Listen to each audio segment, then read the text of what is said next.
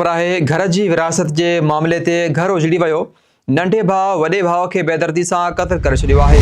इहो वाक़ियो चक में उन वक्त पेश आयो जॾहिं अरसलान दमियो नाले के जवाबदार ते इल्ज़ाम लगो तो हुन पंहिंजे वॾे भाउ के सिरोटा हणी मारे छॾियो आहे। मक़तूल रफ़ीक दमियो जो मड़ ज़रूरी कार्रवाई खां पोइ वारसनि हवाले कयो वियो आहे। WTN जे रिपोर्टर गुलज़ार अली सेठार मूजिब पुलिस ॿुधायो आहे त मक़तूल जी वारसनि बयान ॾिनो आहे त अरसलान ऐं रफ़ीक विच में जाइ जे मामले तां मुंहमारी थी हुई, जहिड़े दौरान नंढे भाउ वॾे भाउ के सिरोटा हणी सख़्त ज़ख़्मी कयो, जंहिंखे गणती जोगी हालत में अस्पताल मुंतक़िल कयो वियो, जिते हू फौत थी वियो। पुलिस जो चवणु आहे त वाक़िए बाद जवाबदार फ़रार थी वियो आहे, जंहिंजी गिरफ़्तारी लाइ कोशिशूं कयूं पियूं वञनि। होॾां मक़तूल जे पीरसन अमर जे लुड़कनि में सदाउन माहौल सोगवार करे छॾियो आहे। औरत लुड़क लाड़ींदी रही, हिक पुट खे सारे, ॿिए खे पाराता ॾींदी रही। अहम ख़बर आहे, घर जी विरासत जे मामले ते घर उजड़ी वियो नंढे भाउ वॾे भाउ खे बेदर्दी सां क़त्ल करे छॾियो।